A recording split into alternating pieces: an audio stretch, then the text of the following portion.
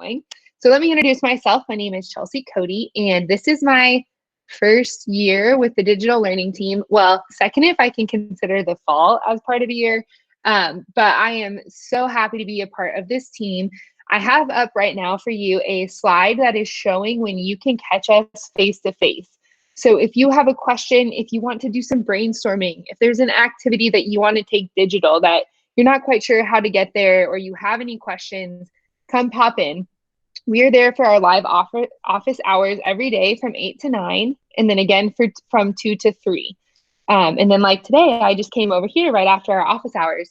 You can also catch us anytime at that Flipgrid, and we'll be sharing this throughout as well, but it's a help topic. So you're the only one, and we're the only ones, the two of us, that can see what you post.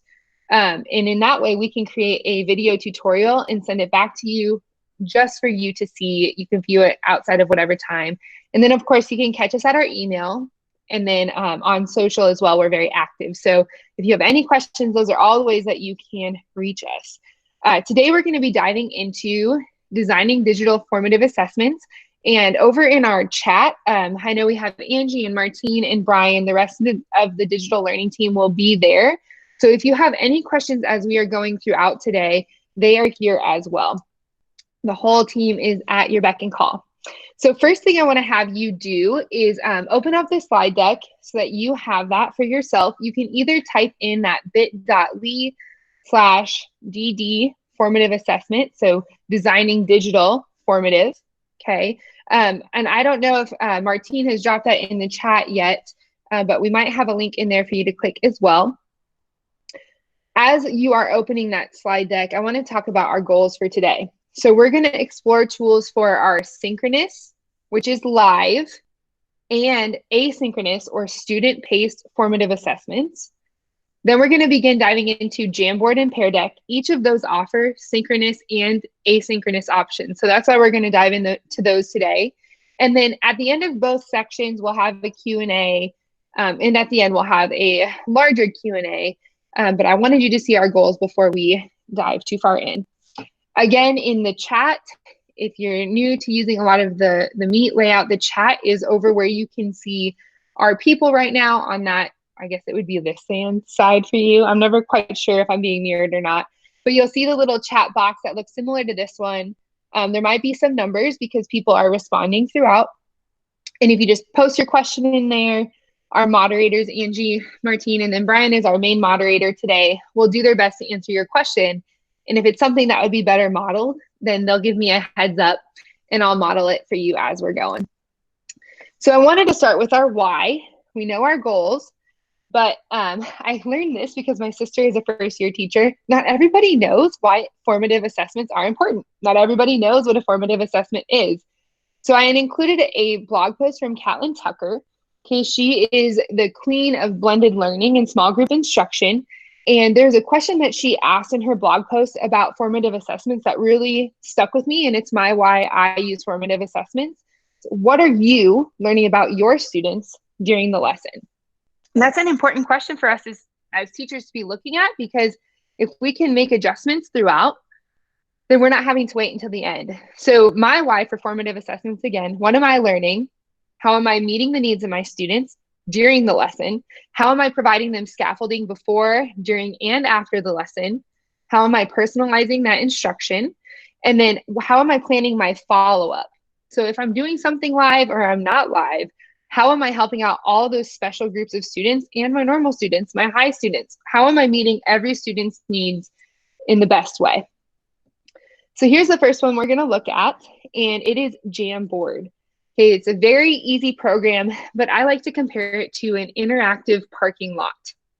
Okay, if you have used a parking lot or if you've seen it in a PD before, when I've seen it in a live session, it's normally a huge sticky note we have up on the wall, and it's where we can put other small sticky notes with our questions to not interrupt the instruction. And then I, as a teacher, can grab those notes whenever I want and talk about them. Well, we're going to talk about using a digital parking lot today. If you have the slide deck open, and Martine can post that again because we had a couple more people come in, or Brian, you can try this out. So I'm going to open up my Jamboard here in just a second so we can all play around with what this looks like. But I also wanted to include this example. Christina Etheridge is a teacher in our district. She was working with 4th grade students, and you can see on the Jamboard that there's little notes that she has. She was doing a book talk, so she's got her notes on there. She's got some images. Students are interacting on the Jamboard. It's live. You can even see their little avatars up in the corner. So if you click on that, try it out here. I should see you guys jump on with me. If you don't want to jump on, that's okay. You can just watch me on our Jamboard. Hopefully it loads. But it's very user friendly. Okay, I can show you putting up an image. It will be live. Let me try that again. My computer sounds like it's running a race right now. I can hear it going. And if not, I have some screenshots we'll look at as well. If you were able to get onto the Jamboard, would you give me a thumbs up on your nod? It looks a little something like this. So on the me in that corner, if you were able to get on, if you can give me a thumbs up. I see Deb, I see Crystal, awesome. Okay, on the Jamboard, which is what you would be seeing right now, there's a couple of things that I can do here for my students. I could have them working in groups on multiple slides. So you see there's some extra slides out here. Show me 1 of 2. I can also input an image. So I'm going to show you what this looks like. And then when that image is on there, I can resize the image. I can twist it, okay? As a student, and if you're on here, feel free to be putting your own sticky notes on here at the same time. I can add a sticky note and then I can type a note. Now picture this as actual content related, or I'm talking about questions, but I can put multiple notes on here. I can move them. I can change the color. I know in my English class, we used to read articles and we would write down words that stood out to us, and then we would do affinity mapping, really big on a board. This is another way that you can do that, but digitally.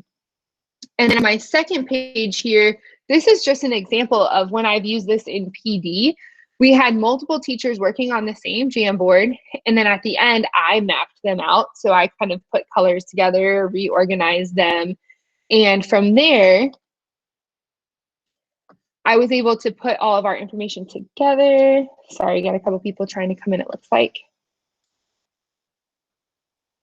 How do you get a sticky note? Great question, Deb. Over here to the left, there's this toolbar, and I'm going to show you this again.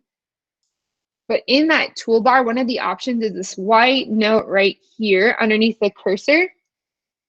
And if you click that, you are able to add a note, hopefully.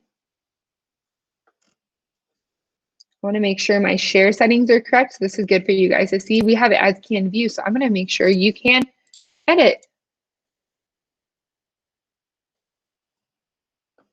Okay, my internet's having a little bit of an error.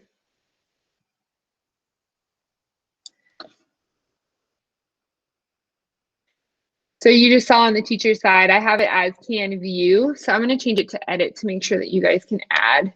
I keep having a little bit of issue with people popping in.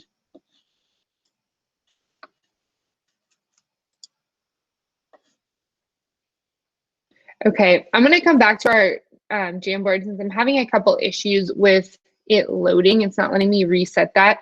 Deb had a great question. She said, how do I add a sticky note? I had accidentally set it as can view instead of can edit. So I believe on her side, she was not able to drop the sticky note on there. Oh, now my internet is catching up. Also on this page, on the slide deck, I wanted to point out this page for Jamboard support. It is a wakelet of different activities that you could be using, videos, GIFs, walkthroughs of how to use Jamboard in your classroom. So when you come back and you're looking at this slide deck later, you can definitely explore that Jamboard support. There will be all kinds of ideas for you. We're just doing a brief overview of it. To start the Jamboard, what I did is I went to my drive, and from my drive, I clicked create new, just like I would for a Google Doc, a Google slide, a Google sheet. And one of the options is more. You go all the way to the bottom of the list. and then more pulls out a side menu. And from there, I was able to choose Jamboard. Okay, now in my Jamboard, I am able to put images in. So this is what that little sidebar looks like that I was talking about there. I can highlight, I can erase, I can move things around with my cursor. I can add a note, and I can upload an image. Okay, once I have it looking however I want. So maybe I put a prompt on there first before I share this out to my students, and it looks exactly how I want it. It's good to go.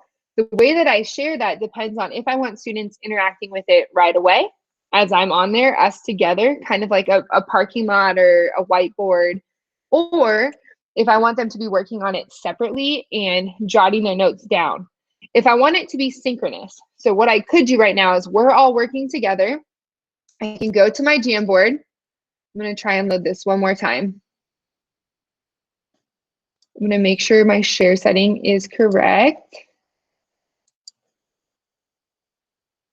Okay, I can get this link. I can come into our chat that we're in right now, and I can post that link. So if you were to click on the Jamboard link right now that I just posted in the chat, you would be able to go in, and then you would be able to start posting sticky notes.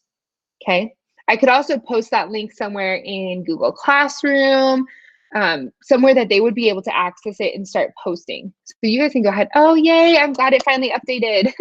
So I'm seeing people post their sticky notes. And I can organize these.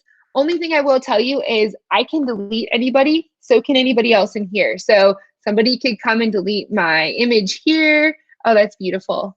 I can add more to it. I can organize. With affinity mapping, I used to group things together and we'd create a title, all of those kind of things. Those can be done right here. Again, though, students can delete other things. They can delete pages. So it takes a lot of that classroom management as well. If I'm doing it asynchronously, so this is something that students would be doing on their own time, maybe I'm monitoring it throughout the day, I would suggest doing something like posting the link in Google Classroom. It could be embedded in a slide deck. It's a link just like you would link to any Google Doc, but you did see there, make sure you have it as can edit, not can view, because can view they would just be looking at. Let's say I'm done. I don't want students adding to this anymore. I can change those share settings again. So this time I had changed it to edit. I can change that back to can view, and then that would take away their editing access. They would just be able to view it. So just a little bit of classroom management there. Okay, that was our super fast run through Jamboard, but a lot of everything that you need to know was covered. So I want to take a second before I move on to our next section and see if we have any questions. Martine had a webinar that she did last week about strengthening our student communities, and she talked about a formative assessment using the NOD extension. So if you've looked at your Google Meet and you're on a computer, not on the app, you're able to see in this upper left-hand corner a thumbs up and then a raise your hand. So if you have any questions on Jamboard, go ahead and raise your hand, or you could type it in the chat and we'll go through those questions and then we will move on to Pear Deck.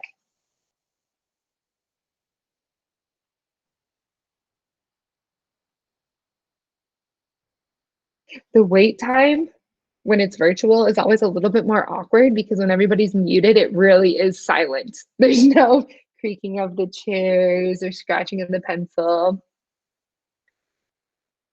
Okay, now what I want you to do is give me an emoji feeling about what we think about Jamboard. So thumbs up, I want to look at this later. Oh, wow, my mind is blown. I probably won't see an LOL, but maybe you're laughing at me for having the wrong setting on there. I gave myself a thumbs up, so. Okay, well with that, we're gonna go ahead and move on to Pear Deck. And I am going to preface this before I even give you the code. Pear Deck has been giving me all kinds of trouble yesterday with my internet, so good feelings and good vibes towards this. What I would like all of you to do is open a new tab, and you're going to navigate to joinpd.com, and then this is the code that you are going to use to join. I'm going to also type that in our chat. So when I move, and the code is K-U-U-T-X.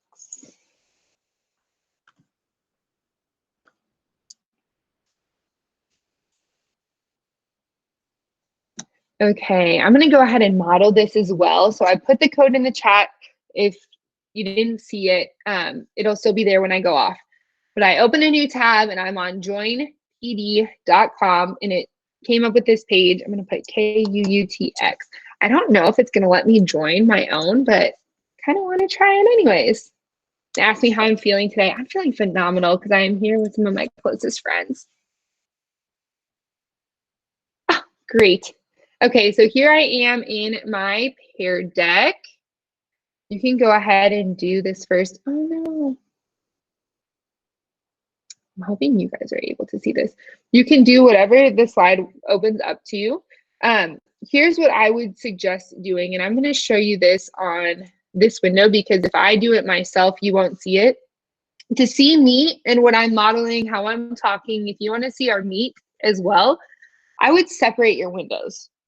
Okay, and this is something you would want to model for your students as well, because if your students are working on a Pear Deck at the same time that you are talking to them, if you're doing the live version, you want them to be able to do the activities in the Pear Deck, but you also want to be able to see them. You want them to be able to see you, all of that. So I can still see the grid view on my Google Meet right now, and my screen looks very similar to this. And then on the left, I have my Pear Deck. I want to make sure we're all getting in. And then what I'm going to do is I'm going to actually move to the presentation.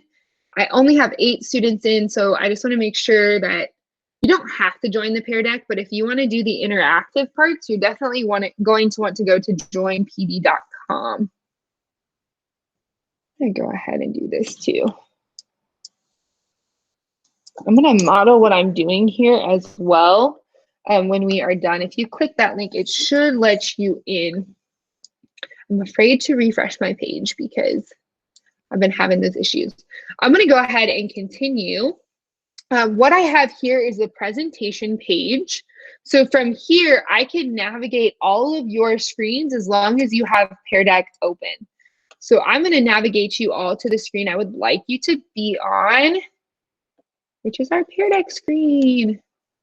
So you should all see on your Pear Deck page, if you're signed in, this presentation, which everybody is also seeing.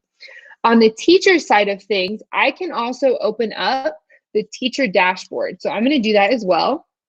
So I'm clicking down here and I'm going to go to open dashboard in new window, but then I'm going to pull it back in so you can see it, hopefully. In a little bit.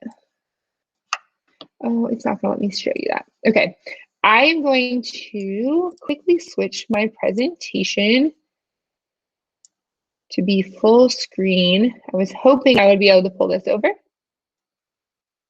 you're going to get to see my awesome desktop.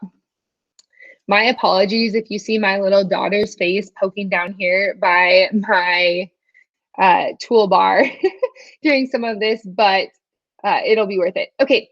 So I have our meet over here. I'm going to go ahead and minus that so that you can see the teacher dashboard.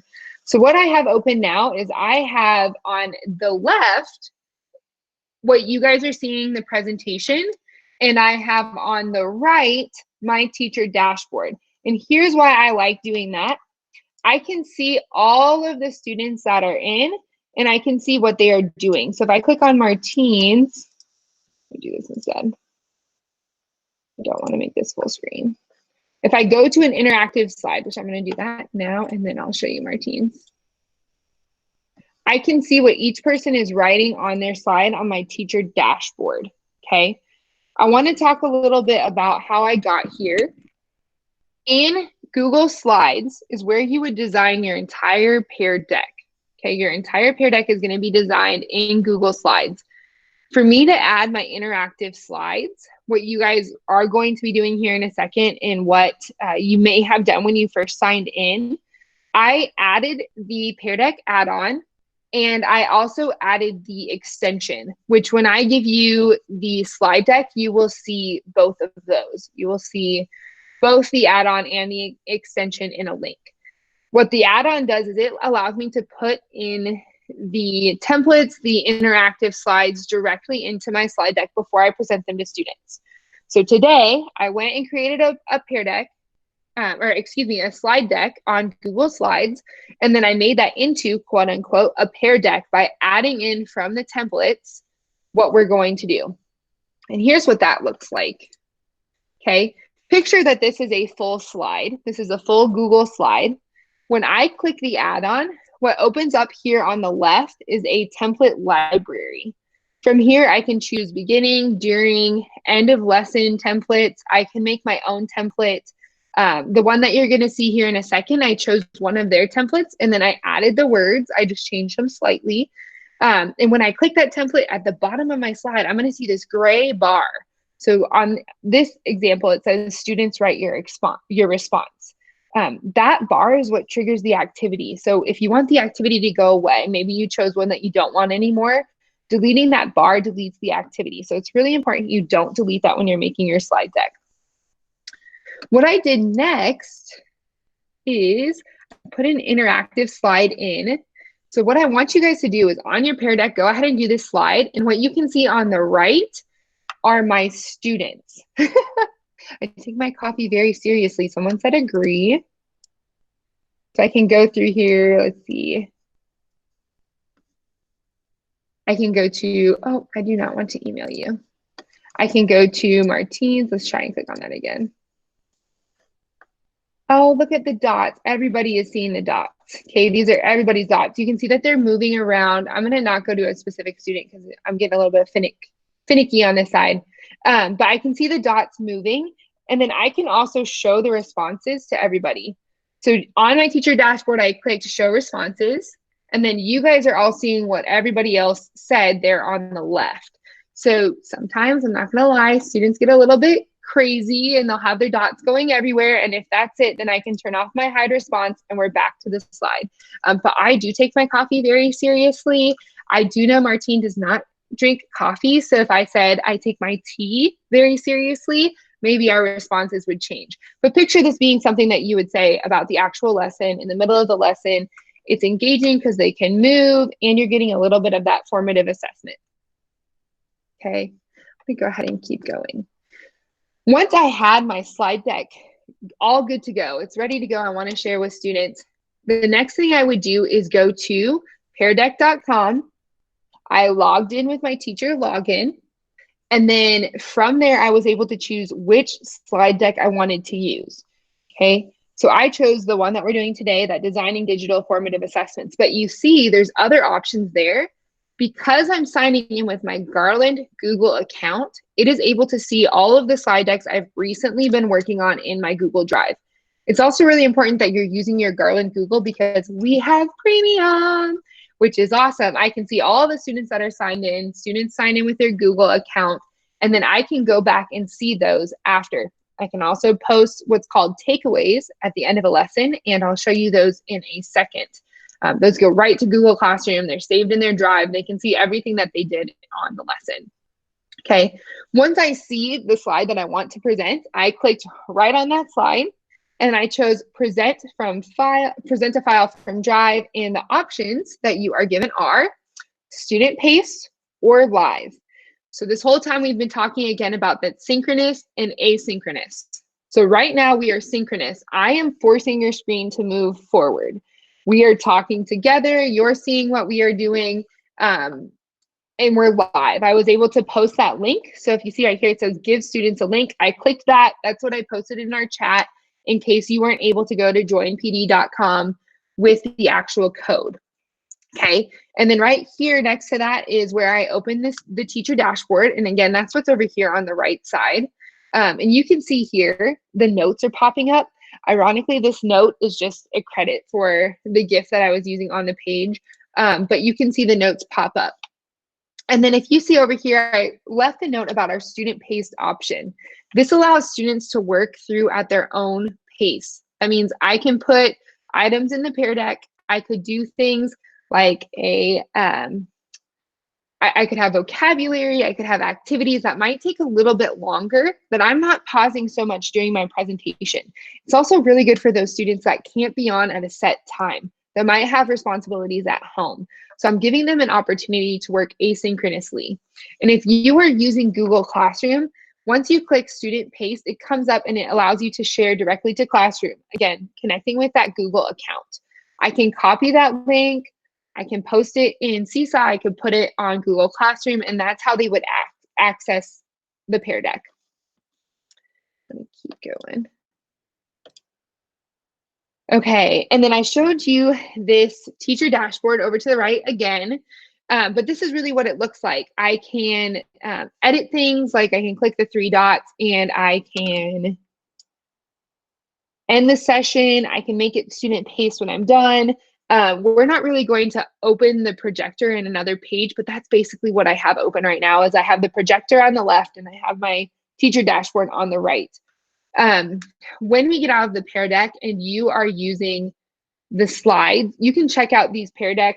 They're live webinars. So they have scheduled live webinars that you can go into, ask all kinds of questions. They go even deeper than I'm going today. They also have recorded help videos.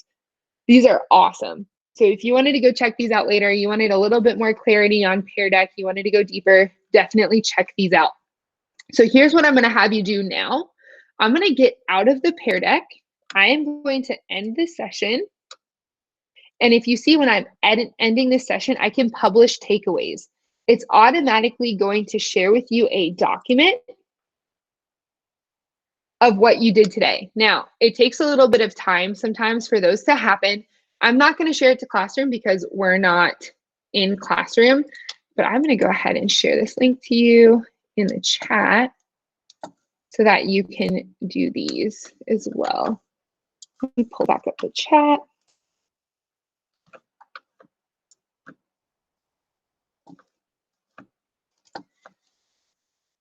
Okay, and I'm going to stop sharing both. I'm going to stop sharing my entire screen, and I'm going to share just a window.